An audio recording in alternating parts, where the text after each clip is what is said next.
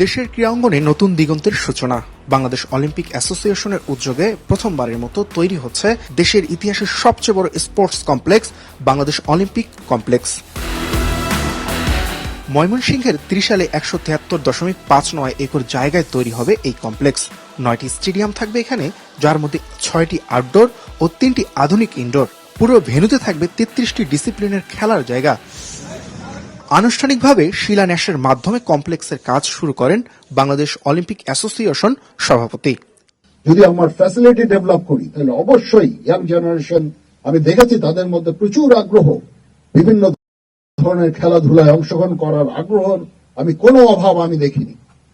Only problem হচ্ছে যে আমরা আমাদের ফ্যাসিলিটি নাই, ফ্যাসিলিটি পরিবেশ দিতে পারছি না।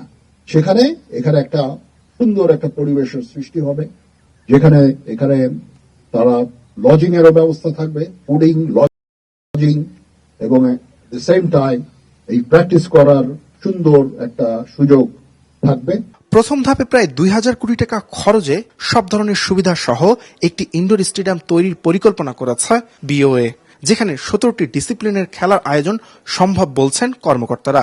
আমার বিশ্বাস এই অবকাঠামো আমাদের ক্রীড়াবিদদের জন্য কেবল অনুশীলনের জায়গা হবে না, এটি হবে দক্ষতা উন্নয়ন, নেতৃত্ব তৈরি এবং বিশ্বের প্ল্যাটফর্মে আমাদেরকে পৌঁছে দেবে।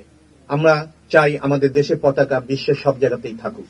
দীর্ঘমেয়াদী পরিকল্পনা, প্রয়োজনীয় স্থাপনা এবং কোচিং এরও অভাব রয়েছে, বিশেষজ্ঞ কোচ, এই বিষয়গুলো নিয়েই কিন্তু যুব ক্রীড়া মন্ত্রণালয় কাজ করেছে। আধুনিক প্রযুক্তি ও আন্তর্জাতিক মান বজায় রেখেই স্পোর্টস কমপ্লেক্স তৈরির নকশা করা হয়েছে বলে জানান স্থপতি। যদিও এমন একটা সাইটে এই প্রকল্পটি, যেখানে পরিবেশ বান্ধবতায় প্রাক প্রকৃতি নির্ভর বিভিন্ন সমাধান বিকল্প বের করার একটা বিরাট চ্যালেঞ্জ যেমনি রয়েছে, তেমনি মনে রাখা দরকার এখানে সবগুলো ফ্যাসিলিটি হবে অলিম্পিক মানের। তার মানে আন্তর্জাতিক দক্ষ অভিজ্ঞ পার্টনারদেরকে নিয়ে আমরা স্থপতি, প্রকৌশলী, পরিকল্পনাবিদ সহ বিশাল একটা টিম এই কার্যক্রমে লিপ্ত। প্রথম ধাপে ইনডোর স্টেডিয়াম তৈরি করতে সময় লাগতে পারে ৩ বছর। বাংলাদেশে একটি পূর্ণাঙ্গ স্পোর্টস কমপ্লেক্স, ক্রীড়া সংশ্লিষ্টদের এমন স্বপ্ন বহুদিনের, যা অবশেষে সত্যি হতে যাচ্ছে। এই স্বপ্ন যা বাস্তবায়ন হলে শুধু বাংলাদেশের দক্ষিণ এশিয়ান গেমস তো অবশ্যই, এশিয়ান গেমসও আয়োজন করার মতো ভেন্যু থাকবে বাংলাদেশের। আসমাউল মুত্তাকিন, মাছরাঙ্গা সংবাদ, ময়মনসিংহ।